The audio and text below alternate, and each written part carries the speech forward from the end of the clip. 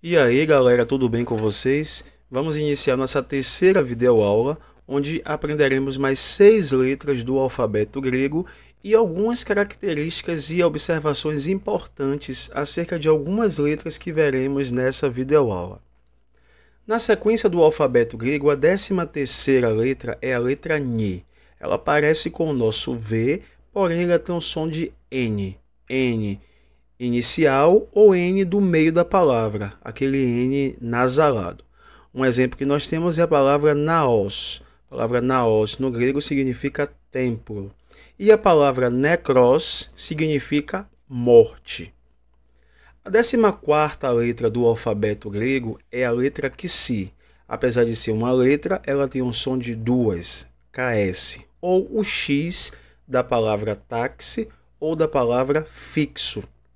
Uma palavra muito usada no Novo Testamento é a palavra xilon, que significa cruz ou madeira, e a palavra xenos, que significa estrangeiro ou desconhecido.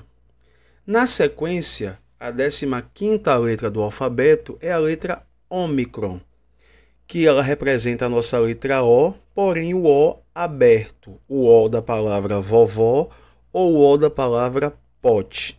Um exemplo que nós temos de duas palavras que começam com a ômicron é a palavra oikia, que significa casa, e a palavra uranos, que significa céu, muito utilizada também no Novo Testamento. Na sequência, a 16ª letra do alfabeto grego é a letra Pi, que representa a nossa letra P. Um exemplo que nós temos aí é a palavra paidos, que significa criança, e uma palavra muito utilizada por Jesus e pelo apóstolo Paulo, que é a palavra parácletos, que significa consolador. Perceba que a palavra parácletos começa com a letra Pi. Na sequência, a 17ª letra do alfabeto grego é a letra Rho. Essa letra ela tem o som do R, tanto do início da palavra, quanto do R no meio de palavra, no meio de duas vogais, que é a da palavra arara, por exemplo, e da palavra rato. Então nós temos aí a palavra rabi, que também significa professor ou mestre, e também a palavra parácletos, que significa consolador. Perceba que o Rho em rabi tem o som do R de rato, e o Rho em parácletos tem um som de R em arara. A 18ª letra do alfabeto grego é a letra sigma. Essa letra tem duas versões para minúscula que veremos mais adiante, porém o que a gente precisa saber nesse momento é que ela tem um som de S da palavra sapo. Então nós temos um exemplo da palavra sarx, que significa carne, ou seja, a natureza humana, e a palavra escandalon, que significa armadilha, e alguns textos traduzem como ofensa.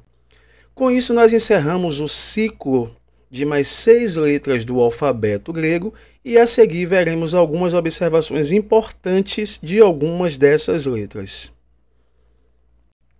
Veremos agora algumas observações importantes acerca de algumas palavras que vimos anteriormente. Por exemplo, a palavra sarx, que significa carne. Ela significa carne mais comumente no sentido de natureza humana e não de alimento.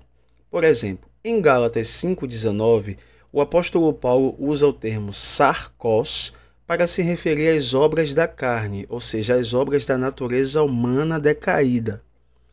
Já em Romanos 14:21, o apóstolo Paulo usa a palavra creia, só que essa palavra também vem traduzida como carne para o português, porém, vem traduzido como carne no sentido de alimento, por isso que ele diz, bom é não comer carne.